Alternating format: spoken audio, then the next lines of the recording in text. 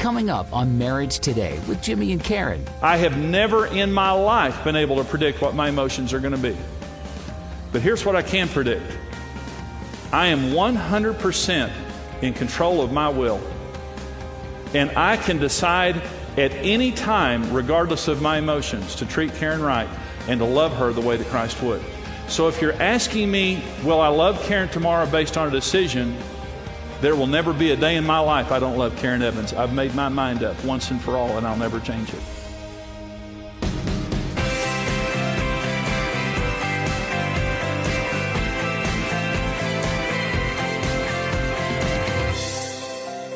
Indestructible love begins with this scripture, and it's John 3:16.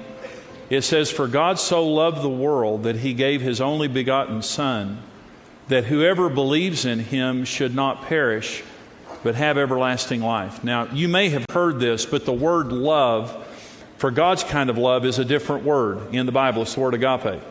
And God's type of love is a different type of love. Now, I'm going to give you the definition of agape. It means unconditional love, love by choice and an act of the will. That's the short definition. The word denotes unconquerable benevolence and undefeatable goodwill. It will never seek anything but the highest good for another person. It does not need a chemistry, an affinity, or a feeling. It is a love that endures through any circumstances or difficulty. Agape is a love that exclusively belongs to God and God's people. Now let me say, a lot of people are getting married, and we know statistically that about half of those people are going to divorce. And they're saying now, in the process of getting married and falling in love, that they love each other. But what we absolutely know, that in many cases that love will not endure. When they're saying to each other, "I love you," this word that they're using is not an enduring word. It's simply not, it's not stable enough to provide the foundation for their relationship. And we know that because of all the relationships that fail, but also all the married people that are still married, but they have fallen out of love, which is, again, a very common thing in our culture. This is what happened to Karen and I. So I'm not criticizing anybody, because this is exactly what we did. I loved Karen, told her I loved her, fell in love with her, we got married, still loved each other, but after 2 or 3 years of marriage, we were out of love. We were out of like, and we were out of love. We didn't like each other. We fought so much that we were numb. And when I talk to people and people say, "Jimmy, I don't love him anymore," I totally listen. I completely understand what you mean by that, because that's where we were in our marriage. And so understand, marriage was created by God. It's his exclusive domain.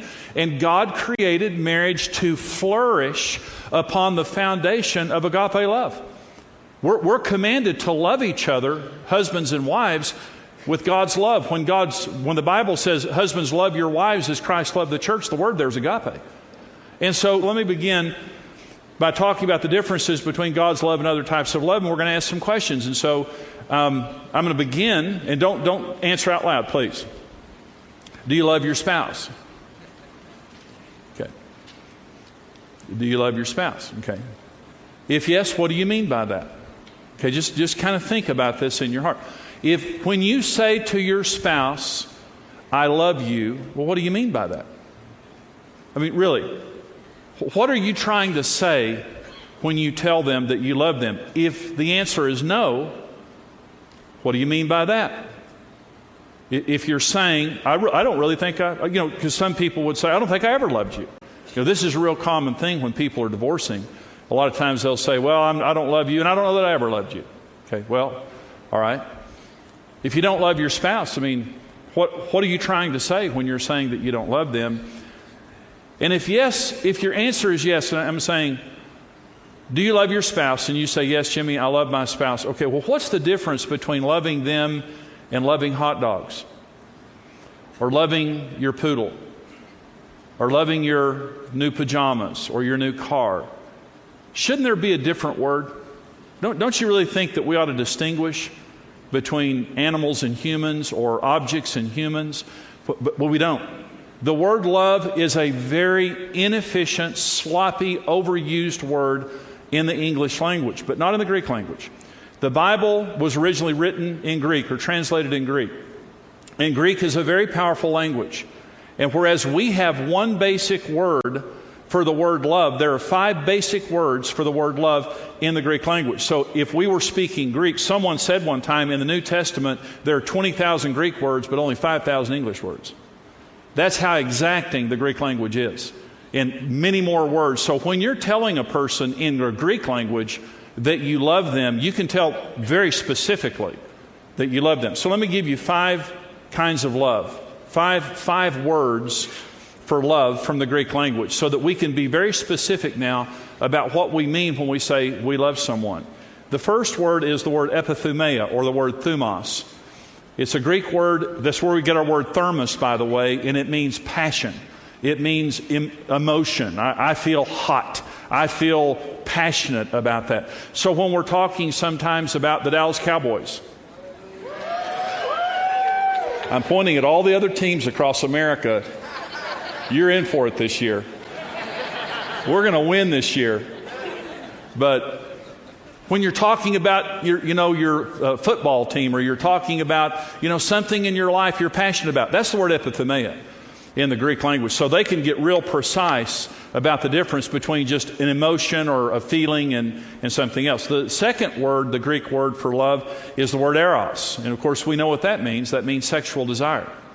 And so if someone's talking about sex and they're saying that, I'm sexually attracted to you, I want to have a sexual relationship with you, we call making love. I can just tell you, you can't make love by having sex.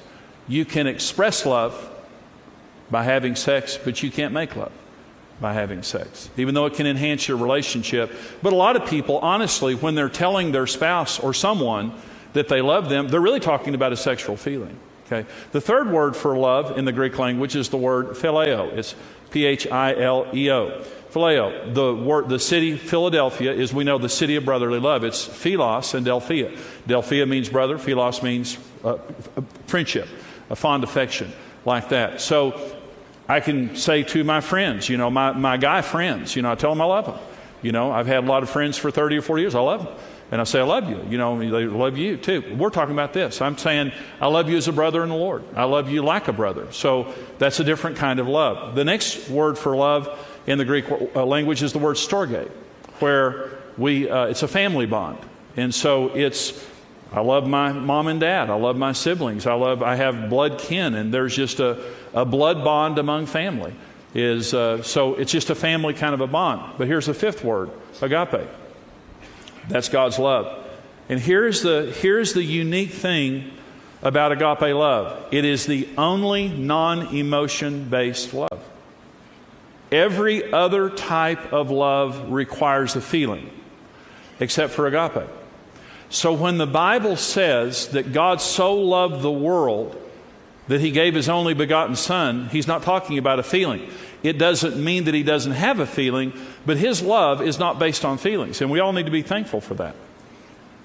Because God's love is a very, very stable love. When God commands us to love each other, He's not talking about a feeling. They came to Jesus and they said, Lord, what is the most important commandment? And Jesus said, love God with all your heart, soul, mind, and strength, and love your neighbor as you love yourself. We can't manipulate our emotions. When God tells us to love our neighbor, how can we love our neighbor if we don't like our neighbor? People ask me, they say, Jimmy, do pets go to heaven? Do pets go to heaven? And I tell people, I think so, and it's like God, that there will be animals in heaven. The lion lays down with the lamb, and, well, why did I bring that up? Well, my neighbor's dogs are going to hell. They got barking demons and they're lost. They need a little doggy evangelist to come through and get them saved. And so how do I love my neighbor if my neighbor's irritating me? How do I love my neighbor if I don't even know my neighbor? Because I can make a decision to do what's right for that person as God would, even though I don't have a good emotion for him. I don't have to like you to love you the way God does. I don't have to agree with you to love you like God does. God's love is the only love that does not require an emotion to function. So I want to go back again to some questions. Okay? Do you love your spouse? Do you love your spouse? If so, are you primarily measuring that by an emotion or a decision? And I'm just saying this to get you to think about this. If no, what do you mean by that? If you say, no, I don't love my spouse anymore, are you saying you've lost your desire, the epithumia, the thumos? Are you saying sexually the lights are out there and it's not happening? That you've lost the eros? That you're out of like? You just don't have a desire to be around them? You're out of philos or phileo? What is it? What exactly are you saying when you say that you don't love your spouse? You need to think about that, okay? And here's another question. With what type of love do you want to be loved? If you were going to another individual and you were choosing how they were going to love you, because the Bible says that we're to do for others as we would want done for us, the golden rule, okay? So how do you want to be loved? Do you want to be loved based on feeling or based on a decision? And we tell people that we love them, that we're passionately in love with them, and we stand in front of a preacher and we get married with all the highest hopes in the world, and several years later we're standing in front of a judge and we hate each other. There's something wrong with that kind of love. You can't build a life around it. You can't build a family around it. It is not dependable. It is not God's kind of love. God's kind of love is a love that is not based on emotion. And it doesn't mean there aren't emotions there. It's based on a decision. So here's the difference that agape love makes as the foundation for our marriage. And first of all, agape love is consistent. It is consistent and keeps the trust and goodwill of the relationship strong. Okay, well, let me say this. If you're ruled by your emotions, you're going to have a difficult life. I can just tell you right now, because I can't predict my emotions. Let me ask you this. Okay, so you're asking me, Jimmy, are you going to love Karen tomorrow? If you're asking me that based on my emotions, I'm going to give you one sure response. I don't know. I don't know. Because you know something? I never know what my emotions are going to do. My emotions come and go. Sometimes they're great. Sometimes they're not great. Sometimes they're negative. Sometimes they're positive. I have never in my life been able to predict what my emotions are going to be. But here's what I can predict. I am 100% in control of my will. And I can decide at any time, regardless of my emotions, to treat Karen right and to love her the way that Christ would. So if you're asking me, will I love Karen tomorrow based on a decision, there will never be a day in my life I don't love Karen Evans. I've made my mind up once and for all, and I'll never change it. She is the most beautiful woman in the world. At 105, she'll be the foxiest, most beautiful woman in the world. And the older she gets, the easier she is to catch.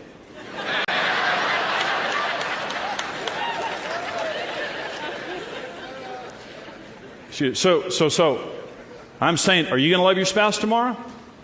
Well, if you're basing that on an emotion, you absolutely don't know.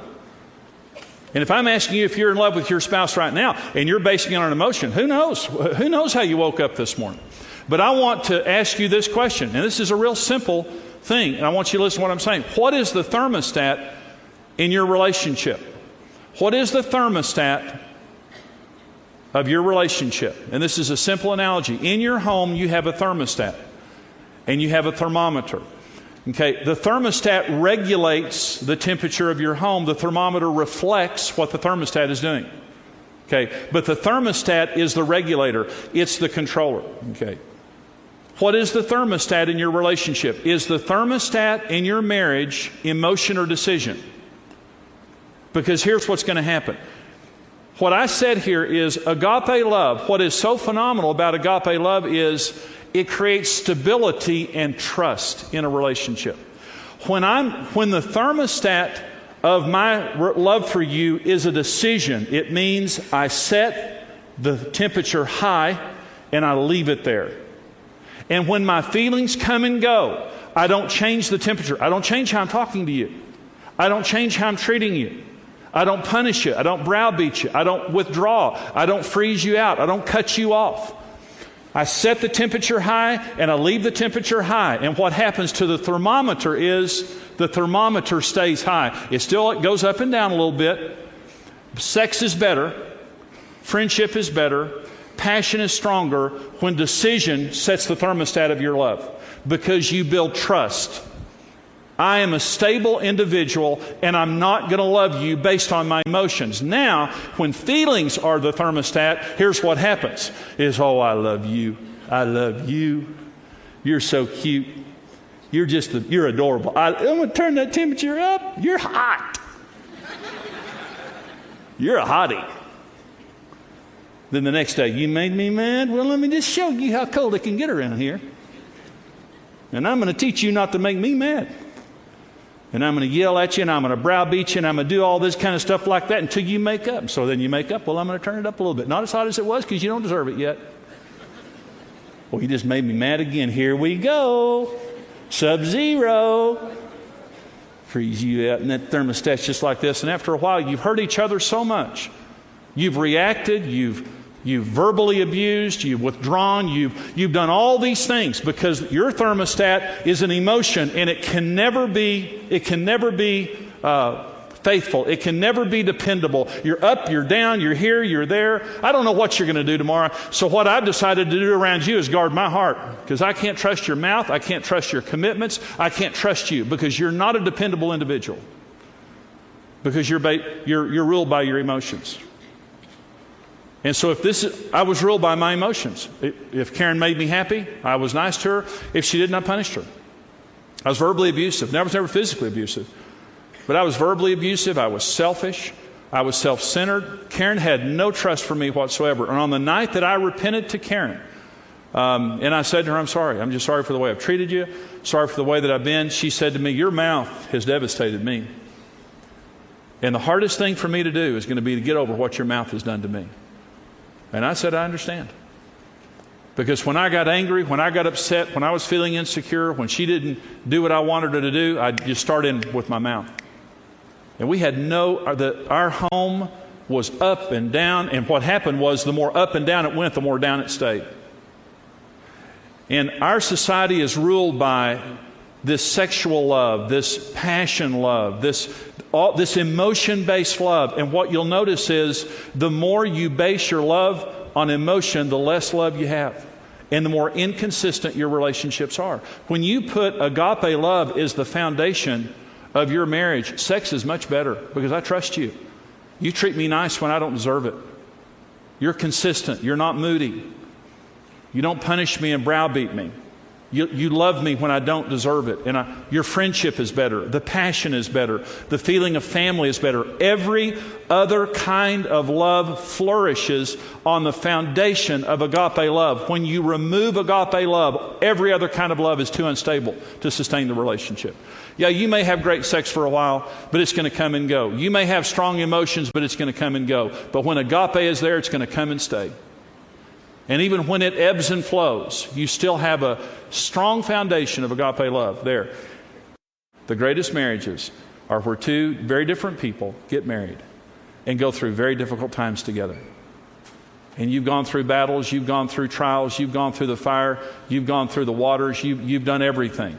And there were times that your marriage was great, but there were times that you went through times of stress and difficulty that you had to love each other in spite of. And one person had to carry the other person through. And the greatest marriages is when you walk through those times and you get on the other side and you turn back and say,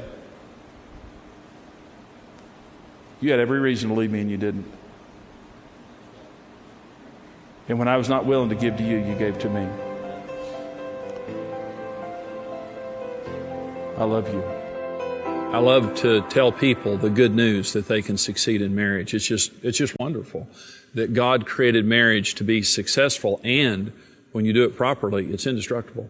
And so what you saw in today's program is just a small part of an 8-part seminar that I do called The Indestructible Marriage, talking about affair proofing, divorce proofing, rust proofing, how to have indestructible love, indestructible communication, sexual fulfillment in your marriage, a big seminar to help you succeed in every area of marriage. And we want to put the full resource into your hands, the full message that you saw part of today, along with the rest of the seminar, right now for your gift of any amount to support us here at Marriage Today. All right, we're a mission.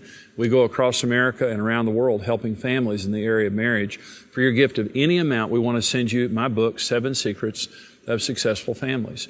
For your gift of $55 or more, I want to send you the full 8-part CD series, Indestructible Marriage, along with the book. And for your gift of $90 or more, it's the DVD series along with the book, 7 Secrets of Successful Families. This can save your marriage. This can change your life, truly. It can change generations in your family. Maybe you know of somebody getting married or somebody that needs this kind of resource. For your gift right now to Marriage Today, we want to put these important resources into your hands, and here's how you can get them. Support Marriage Today with your best gift and receive the series, The Indestructible Marriage. We'll also include the book, 7 Secrets of Successful Families. The CD series and book are yours for a gift of $55 or more. The DVD series and book for $90 or more. The Indestructible Marriage series will show you the different kinds of love and why only one kind will last. Keys to divorce-proof and affair-proof your marriage. How to be romantic in your spouse's language, and much more. We're calling this the Indestructible Marriage Seminar because we mean it. You have a 100% chance of success in marriage when you do it God's way. And a lot of people today feel like, they don't know if they're going to succeed or not. You're going to succeed in marriage. Support Marriage Today with your gift of any amount and receive the book, 7 Secrets of Successful Families. Experience the Indestructible Marriage series today. I want you to know you were created by love to love. You were created by one to be one. That's who you are. It's not the lucky few that succeed in marriage. All of us can succeed in marriage. Doesn't matter what your past is about. Your future is about God. And anything is possible. And what we have found is in the good times and the bad times, God is greater than any issue that we'll ever face. You don't have a 50-50 chance. You have a 100% chance if you do it God's way. I've been there, and I know how hopeless it feels. And in spite of us, He made something good out of it. He can do that with anybody. That's right. This is about helping us to have a better future and helping us to build a family that will last.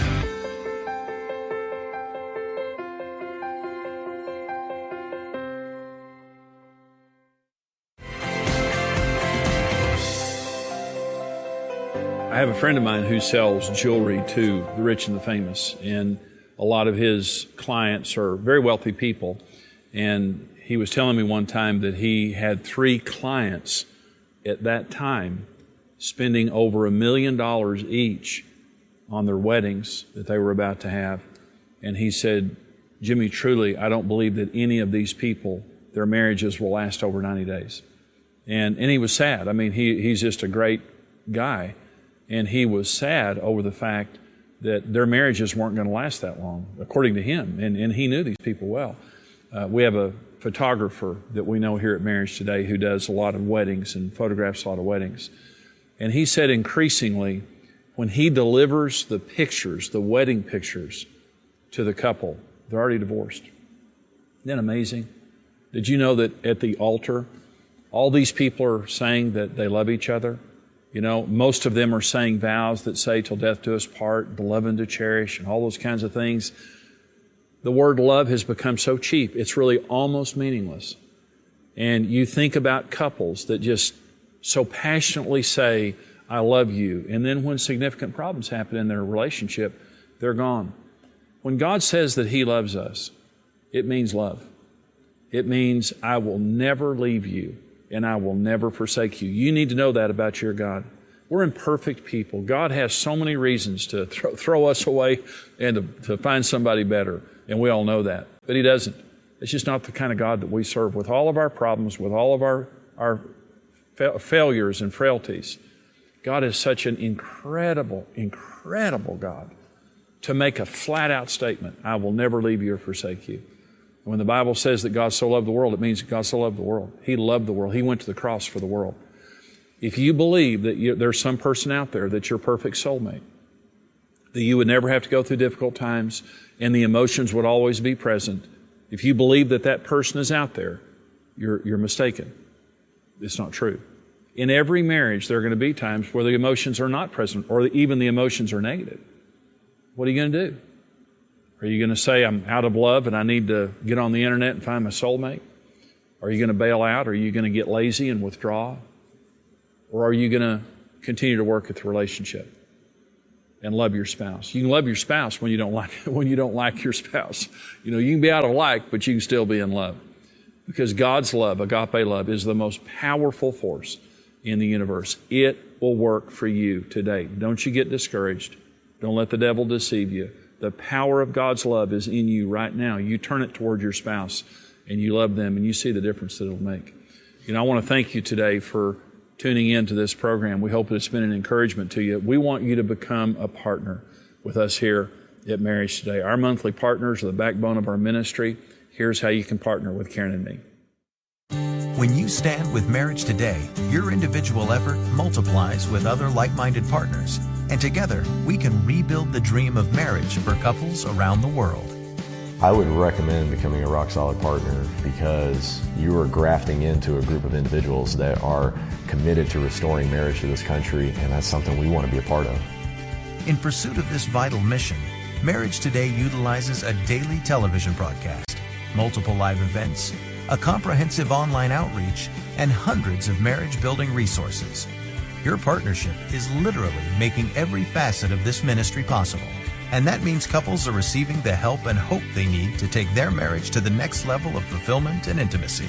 We enjoy the resources, we enjoy all of it, but I think just knowing that we're touching the lives of so many other marriages, creating an atmosphere for them to get the help they need. Being a rock-solid partner with Marriage Today grants you immediate access to an exclusive library of the ministry's resources and intimately connects you with our mission of helping couples succeed in marriage. We're proof that the ministry is beneficial and that it works. It has helped to save us, and that means that our children get to grow up with two parents in a home together. It makes a difference in our lives every single day that I couldn't imagine not being a partner. Everyone has something to give. And there are millions of unreached couples who desperately need the marriage-strengthening resources of Marriage Today. That's why we need you to join us. Become a rock-solid partner with the ministry and mission of Marriage Today. Thank you for joining us today. Support Marriage Today with your best gift and receive the series, The Indestructible Marriage. Learn how to grow a healthy marriage and family with Blending Families, a brand new book and small group curriculum by Jimmy Evans and Frank Martin. Available now at marriagetoday.com/store. Start a path to emotional health and healing with daily videos, devotionals, and personal challenges from Jimmy Evans. Available now at 21dayjourney.com. Buy or stream, rent or download Marriage Today content, workshops, and more. Visit now.marriagetoday.com. Become a rock-solid partner today and connect with the mission of Marriage Today. Together, we can help couples succeed in marriage. This program is made possible by the generous support of our faithful partners.